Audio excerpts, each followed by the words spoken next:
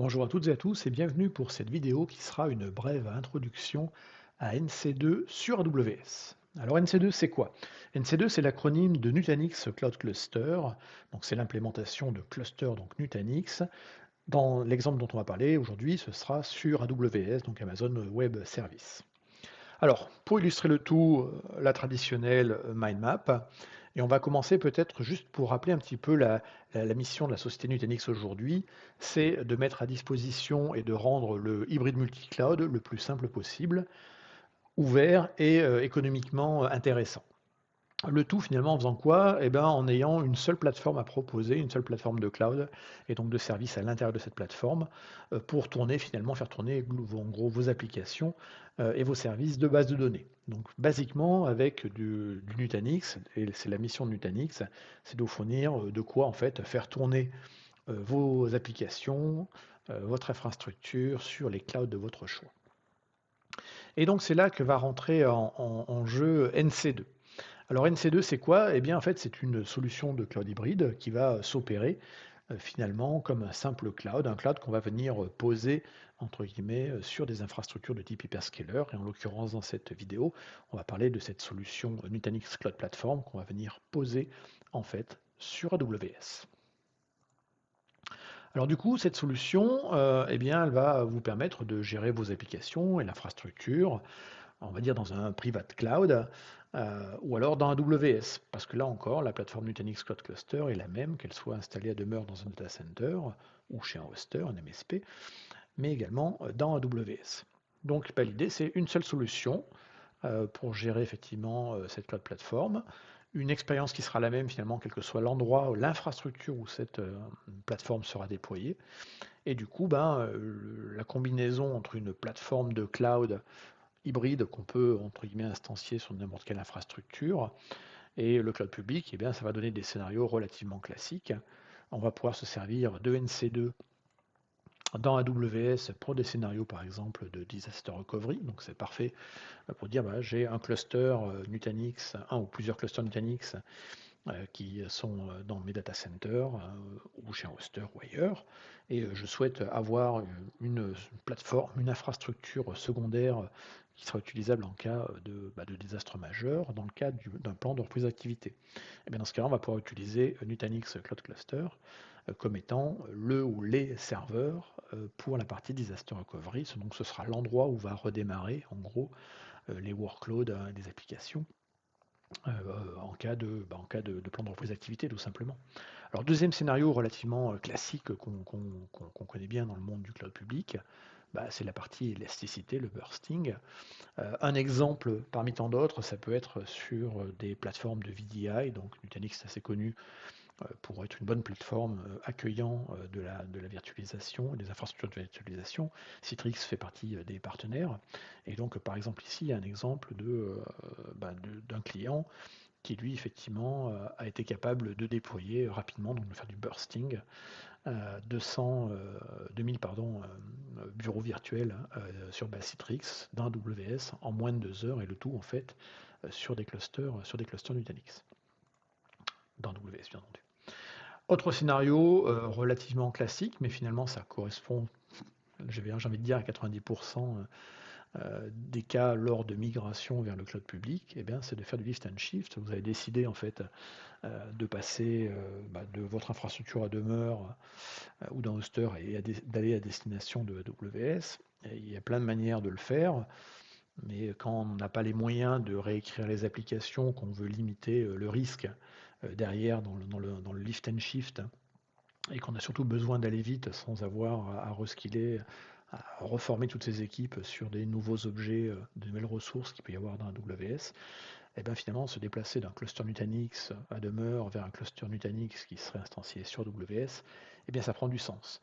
Donc le lift and shift n'est pas toujours, est toujours souvent la manière un peu la plus rapide, mais le lift and shift avec transformation, c'est-à-dire passage d'un format de machine virtuelle par exemple Nutanix vers un format de machine virtuelle EC2 qu'on a dans AWS, c'est pas forcément le plus simple derrière. Il va falloir effectivement réadapter, revoir les performances et les besoins en mémoire CPU de chacune des machines, et puis trouver en face la taille de t-shirt, le bon gabarit de machine virtuelle, le côté EC2.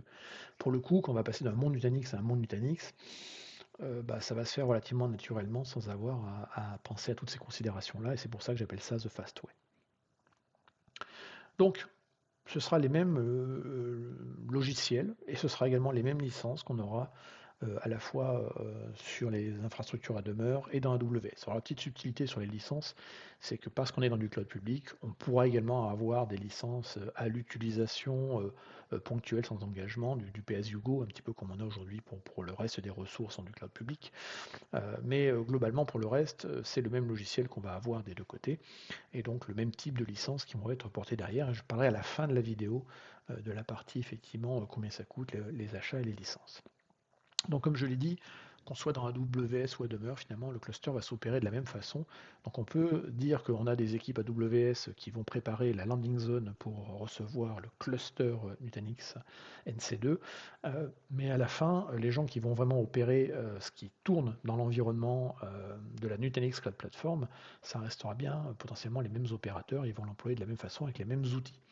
Donc ça veut dire qu'en termes d'outillage, on va avoir globalement dans le cadre de cette solution deux outils. Un qui sera en fait un portail qui s'appelle le portail NC2. Et le portail NC2 qui s'appelait avant le Multi-Cloud Manager, c'est un portail qu'on héberge et qu'on maintient en condition opérationnelle côté Nutanix, et qui vous permet simplement, toujours dans la philosophie Nutanix, de déployer très simplement en répondant aux bonnes questions et dans les bons assistants, de déployer des nouveaux clusters en fait ultra rapidement. Une fois que les clusters sont déployés au travers effectivement de cette interface-là, eh bien, le cluster management va se faire traditionnellement avec, au travers de Prism, soit la version Prism élément, et donc je rappelle qu'il y a un Prism élément c'est l'outil pour gérer un monocluster, et Prism central qui est lui l'outil pour gérer plusieurs clusters et plus de fonctionnalités additionnelles dans la plateforme Nutanix.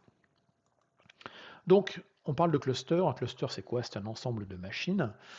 Ces machines donc, vont tourner, NC2 vont faire tourner, du point de vue système d'exploitation, vont faire tourner le système d'exploitation Nutanix, AOS, et puis également utiliser l'hyperviseur AHV. Donc pour ceux qui ne connaissent pas l'hyperviseur AHV, eh bien, c'est l'hyperviseur maison de Nutanix et c'est basé à l'origine sur un hyperviseur open source qui est très connu qui s'appelle KVM. Donc tout ce software-là et la partie virtualisation va tourner sur quoi côté AWS? Eh bien ça va tourner en fait sur des instances bare metal. Donc ce qu'on appelle les EC2 Metal Instances côté AWS. Et donc il en existe différents gabarits plus ou moins puissants. Donc il y aura des gabarits qui seront spécifiques au stockage, ce sont notamment les formats I. On aura les légers qui vont intégrer derrière des GPU. Et puis globalement, en fonction de votre besoin, et puis du nombre de machines virtuelles et des ressources nécessaires, est-ce que c'est plus de RAM, plus de CPU, est-ce que c'est du stockage en grand nombre, eh bien vous allez choisir effectivement quelle va être la classe de machine utilisée dans le cluster. Alors point intéressant, c'est qu'il est possible dans AWS de faire tourner des clusters avec des gabarits, des clusters hétérogènes qui n'auront pas forcément toutes les mêmes instances à l'intérieur. Alors sur les instances, on parle quand même entre guillemets de grosses machines, hein, c'est pas les petites VM de base qu'on va avoir, hein, c'est des VM qui vont faire tourner des hyperviseurs et une solution de cloud Nutanix dessus. Donc vous voyez on va partir en ticket d'entrée minimum. C'est la ZD qui est la moins chère, à ma connaissance, la Z1D, avec 24 corps, 380 Go de mémoire et un 65 Tera de NVMe. Alors là encore, on est sur une infrastructure hyper convergée posée sur un hyperscaler. Donc ça veut dire qu'ici on parle bien de volumétrie pour la partie stockage qui est brute. Et une fois que on va dire que le stockage virtualisé sera implémenté, eh bien, en fonction de la résilience qu'on aura mis à l'intérieur et du nombre de nœuds, eh bien, on aura effectivement un volume utile qui sera un peu plus faible. Mais vous voyez ici qu'on parle effectivement quand même de grosses machines. Et donc c'est important effectivement de voir ce qui est disponible. Donc comme je l'ai dit, on va pouvoir combiner le tout de manière hétérogène dans un cluster. Alors après, il y a quelques règles quand même qu'il faut respecter. Tout n'est pas possible. Notamment, on va pouvoir faire des combinaisons entre les machines de type i quelque chose, parce que ce sont les instances qui proposent en gros plus de stockage. et on va pouvoir également faire des mix avec des Z, des M et des M. Voilà. Donc ça c'est un peu la combinaison, ça vaut le coup de lire la documentation.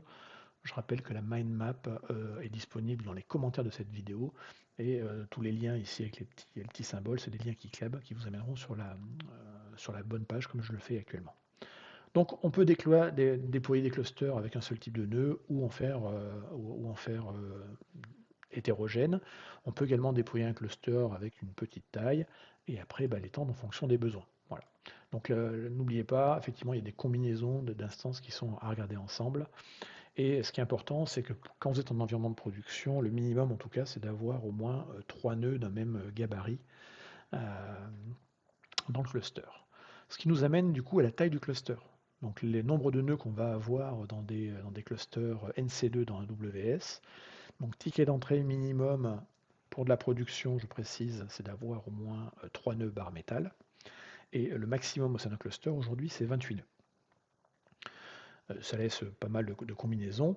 Vous pouvez néanmoins déployer un cluster mononœud. Si vous ne faites pas de production, vous souhaitez vous entraîner sur la solution Nutanix, vérifier la compatibilité applicative avec certains composants, tester des procédures X, Y ou Z, par exemple de mise à jour d'un cluster pour voir comment ça se passe, etc.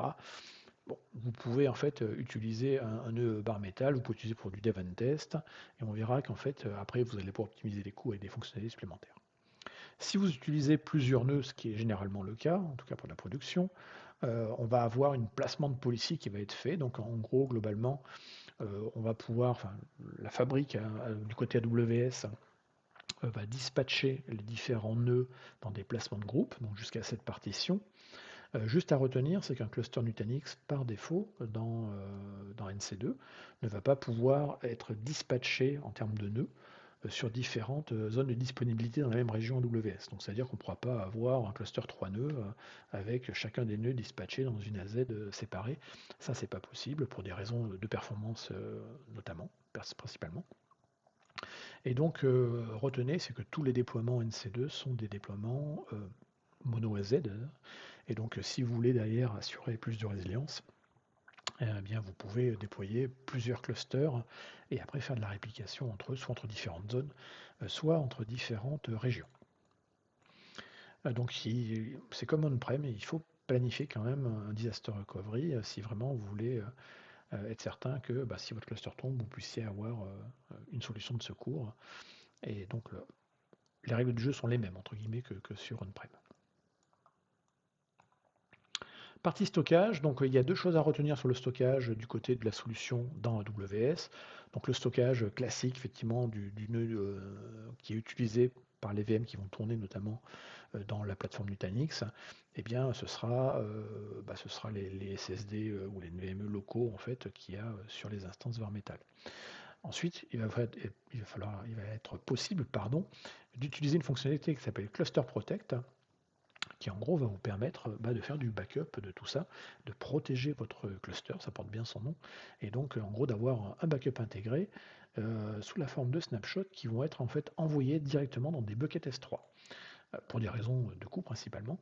Là encore, les buckets S3, on n'est pas obligé de passer par des endpoints publics, on peut tout à fait faire des VPC endpoints, c'est même encouragé, pour directement envoyer dessus. Donc ça, c'est une fonctionnalité propre à NC2 dans AWS. C'est effectivement, on a du stockage de type NVMe qui tourne localement, mais bon, si on a un problème de données, c'est bien d'avoir quand même effectivement l'équivalent d'un backup. Et donc c'est pour ça effectivement qu'on encourage fortement d'utiliser le Cluster Protect, une fonctionnalité de NC2 dans AWS. Également parce qu'on est dans du cloud et que économiquement des fois on n'a pas besoin de faire tourner tout le temps ces instances, eh bien il y a la possibilité en fait de mettre en hibernation et de réveiller de l'hibernation un cluster. Là encore, on va s'appuyer sur... donc l'idée c'est de persister la donnée, donc la donnée des instances qui vont tourner effectivement dans le cluster, et c'est de sauvegarder finalement toutes ces données. Donc les données vont être sauvegardées en fait là encore dans du S3, rien de vraiment extraordinaire derrière. Et puis du coup c'est une sorte de c'est un backup qui va être fait finalement quelque part. le cluster va être détruit et lorsqu'il en sortira de l'hibernation, le cluster sera recréé puis réhydraté avec les données. Alors attention, la réhydratation peut prendre du temps en fonction de la volumétrie, une fois que le nœud, le cluster en lui-même est déployé. En termes d'architecture réseau, eh bien, on va s'appuyer et on va s'intégrer nativement en fait au réseau d'AWS, donc les VPC. Et donc, les VPC vont contenir effectivement les instances Nutanix, les nœuds, donc des instances EC2 Metal. Et sur ces instances EC2 Metal, effectivement, on va avoir différents composants qui vont tourner. Donc, ceux qui font du Nutanix retrouveront leur petit. On va avoir effectivement l'hyperviseur HV qui va tourner. On va avoir la CVM qui est en gros la machine qui contient toute la magie en termes de logiciel de la plateforme Nutanix. Et puis après, les user VM qui sont vraiment les machines virtuelles qui vont tourner sur l'hyperviseur HV, et c'est là où on va avoir les workloads. Donc pour le coup, ces user VM vont se retrouver bindés en fait sur le réseau, sur le VPC, au travers en fait des interfaces réseau de l'instance EC2, donc des interfaces réseau Elastic Network Interface, des ENI. Et donc il est possible d'avoir par nœud Nutanix jusqu'à 14 ENI par node. Et sur ces 14 ENI par node, on va pouvoir affecter donc par ENI 50 adresses IP. Il y en aura 49 qui seront pour les user VM, et la dernière sera bien entendu pour le host. La répartition, le découpage du VPC en subnet, globalement, on va avoir un premier subnet qui est un subnet privé de management, qui lui va être là pour servir à quoi? Eh bien, pour faire les communications internes pour le management du cluster, donc la communication entre l'hyperviseur notamment et la CVM. Et puis, donc important, ce subnet doit être dans la même zone de disponibilité que les subnets qui vont être utilisés par les user VM, c'est-à-dire les workloads. On a besoin, il y aura un subnet public avec une Internet Gateway et une NAT Gateway. Donc là encore, c'est pour permettre la connectivité, alors notamment vers le portail NC2, mais également si on a après de l'interconnexion avec des data centers à demeure, par exemple, c'est là où on va passer, on ira connecter effectivement la partie transit pour aller après sur le VPN site à site, ou alors utilisation de Direct Connect. Donc ça c'est la connexion WAN, effectivement. On va pouvoir interconnecter ce VPC avec l'infrastructure à demeure ou celle d'un autre hébergeur ou d'un autre hyperscaler, soit par le VPN site, soit quand on est effectivement sur une infrastructure à demeure avec du Direct Connect. Donc, un privé pour management, un public subnet pour la partie communication avec l'extérieur. Il y a de rares chances que les VM tournant sur le plateforme Nutanix soient isolés de tout le reste. Il y a besoin de communication. Et puis dernière chose, effectivement, pour le trafic des user VM, donc des workloads, et bien là, ça dépendra un petit peu de ce dont vous avez besoin. Vous allez pouvoir créer de un ou plusieurs subnets derrière. Ça, vous le créerez, ou c'est l'admin AWS qui le créera ensuite pour vous. Donc les régions supportées, pour le coup, il y en a plein, parce que c'est directement lié en fait à la présence d'instances EC2 bare metal dans les régions. Et puis également, il nous faut des régions qui ont un minimum entre guillemets de partition derrière pour assurer la résilience. Donc la liste est bien documentée et mise à jour sur le site de Nutanix. Et on voit que la liste des régions est relativement longue. Elle est tout de même bien couverte. Si on prend le cas par exemple de Paris, la région, voilà. Quasiment toutes les catégories de bare metal sont là, à l'exception de deux. Là encore, ça peut changer. La documentation est mise à jour régulièrement. Pour le workflow de déploiement, il est important finalement de retenir qu'il va y avoir pas mal de prérequis à préparer tout ça. Donc on va avoir le déploiement du cluster qui va se faire par le portail NC2. Le portail NC2 va appeler de manière programmatique un compte AWS, et donc on va avoir besoin de créer des rôles et de donner les bonnes permissions à un utilisateur IWAM. Et donc il va falloir faire ça à l'avance. Donc il va falloir effectivement un compte AWS, il va falloir un compte du côté de la plateforme le site web my.nutanix.com. Donc là c'est un compte Nutanix, et c'est là ça nous servira d'activer la partie licensing notamment pour les clusters. Si on utilise le Cluster Protect, il y a quelques prérequis, notamment au niveau des buckets S3 et des endpoints. Et puis en termes de réseau, on a vu tout à l'heure sur les VPC, il y a un peu de préparation derrière. Tout ça est plutôt bien documenté et donc à lire séquentiellement. mais effectivement, ça va commencer de base avec un compte AWS. Et puis ensuite, il va falloir effectivement créer des permissions pour un utilisateur IAM. Et ces permissions, c'est celles qui vont permettre effectivement à la console après d'aller à appeler les API AWS et de lancer finalement la création des clusters sur la plateforme AWS. Une fois que le déploiement est fait, il va y avoir pas mal de composants qui seront installés. Donc ces composants, c'est important de les connaître et ils sont bien documentés. Donc, effectivement, on aura les instances bare metal, on aura les cartes réseau associées sur les instances bare metal, la notion de load balancer, une NAT gateway, on en a parlé tout à l'heure, une Ethernet gateway, adresse IP publique, effectivement, si on utilise un load balancer, des security groups, quelques ACL, du VPC, ça on en a parlé tout à l'heure, dans le VPC des subnets, et côté stockage, on va avoir du S3. On aura également la présence de BS, parce que le stockage bloc va être utilisé notamment ici de BS avec les instances EC2 pour aller mettre notamment le stockage des VM de l'hyperviseur et de la CVM. Voilà, donc il y aura deux blocs séparés, les tailles sont données ici. Les EBS snapshots qui eux sont utilisés notamment pour la partie hibernation. Et là, on parle bien des snapshots par rapport en fait au volume créé précédemment.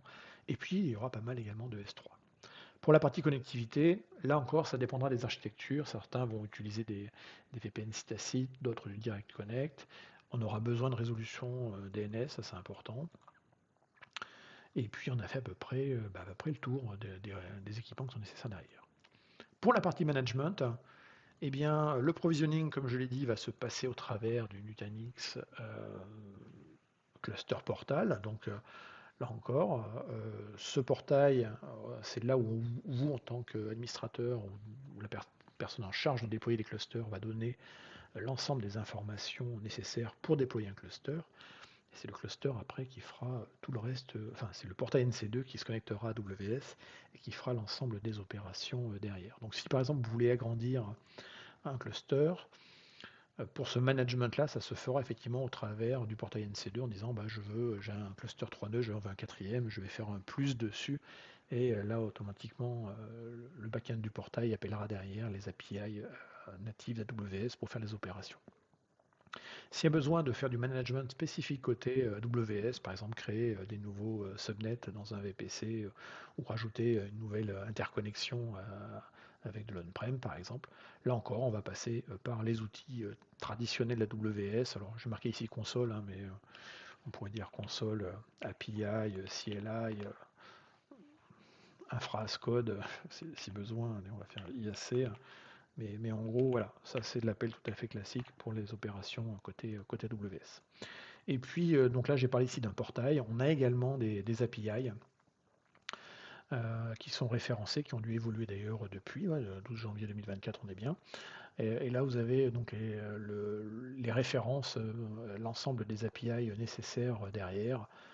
Par exemple, je sais pas, pour hiberner un cluster, eh bien, vous avez les API REST qui sont derrière, vous avez tous les paramètres et ce qui est attendu et les réponses qui sont renvoyées derrière. Donc là encore, on a une plateforme qui utilise des API tout à fait traditionnels et on peut les réutiliser directement dans vos outils par exemple ou d'autres choses comme du Terraform ou autre.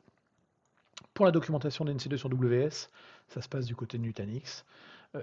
Donc il y a une branche complète du site de la documentation qui est dédiée effectivement au cluster Nutanix sur AWS. Donc il y a le deployment et le user guide. Ça va aller jusqu'à la partie paiement effectivement de tout ça et on va parler d'argent juste après. Comme toute solution, il peut y avoir des limitations ou des problèmes connus. Là encore, c'est très bien documenté. Il ne faut pas hésiter à les lire. Mais par exemple, tout à l'heure, je disais il y a 28 nœuds maximum. Les clusters de nœuds ne sont pas supportés, donc c'est la seule taille qui n'est pas supportée. Là, j'en ai parlé tout à l'heure de la limitation du nombre de NI par host. Et puis, il y a des choses qui, par exemple, on ne peut pas partager en fait des mêmes subnets d'un VPC avec plusieurs clusters. Donc il y a des choses comme ça à savoir. Il y a un petit peu de lecture si vous passez sur ce sujet-là, mais là encore, c'est bien documenté. Côté du support, c'est relativement simple. La plupart des problèmes liés à la partie purement Nutanix va être fait avec les gens et le support de Nutanix. S'il y a des problèmes relatifs à l'infrastructure, donc problème de quota, problème de connectivité réseau avec le on-prem ou autre, là encore, support classique traditionnel AWS. La solution est donc testable, elle est découpée il y a deux choses, enfin il y a plusieurs choses à payer, mais notamment il y a des licences, mais vous pouvez évaluer pendant 30 jours la solution NC2 sur AWS sans payer pour autant des licences Nutanix. Et donc, 30 jours, c'est le ticket qu'on donne à tout le monde. Mais là encore, si vraiment le truc est bien avancé, qu'il y a du potentiel derrière, les équipes NC2, donc les équipes Nutanix que vous pouvez contacter, peuvent en fait derrière vous étendre un petit peu la période. Dernier point très important, c'est la partie combien ça coûte. Donc le pricing en fait se décompose en plusieurs choses. Il y a la notion de licence déjà logicielle, donc Nutanix est un vendeur de logiciels avant tout, et donc ces licences en fait peuvent prendre différentes formes. Soit vous êtes client, vous avez déjà des licences Nutanix, bonne nouvelle, elles sont portables quel que soit le cloud, et donc vous pouvez prendre vos licences que vous avez achetées à demeure, et donc les réutiliser côté AWS. Donc ça c'est intéressant notamment pour le cadre d'une migration, mais voire même dans le cadre d'un PRA. Ensuite, il y a les licences Pay as you go, c'est-à-dire c'est possible en fait de payer, alors en payant directement à Nutanix, sur une facturation qui est tous les mois, de payer à l'heure d'utilisation du software Nutanix. Donc ça peut être intéressant pour des scénarios effectivement où on utilise ponctuellement le bursting, on a un exemple, mais faire des tests de disaster recovery où on va déclencher et recréer pendant quelques heures des nouveaux clusters pour tester que la bascule se fait bien. Là encore, on peut en fait utiliser des licences juste entre guillemets à l'usage et à l'heure. Et puis, dès qu'il va y avoir un peu d'engagement, on peut également passer par en fait la Cloud Marketplace, donc la AWS. Et donc, si vous recherchez NC2 dans la AWS Marketplace, vous trouverez ici effectivement les Nutanix Cloud Cluster qui sont vendus donc par Nutanix. Vous avez le descriptif du produit et vous avez ici les informations avec les différents types de licences. Et chaque fois, effectivement, donc c'est des licences qui sont à l'unité au corps physique. La seule unité qui est différente, c'est quand on va vouloir faire du VDI, où là l'unité devient l'utilisateur. Et ensuite, ici, vous avez les prix publics, engagement 12 mois, 24 mois, donc 1 an, 2 ans et 3 ans. Là encore, si vous engagez, vous dites voilà, je veux un cluster 3 nœuds pendant 36 mois et qu'à des moments votre cluster va s'agrandir, eh bien ce qui va dépasser passera en paiement à l'usage. Et donc là, vous avez le détail ici des coûts additionnels avec le coût à l'heure.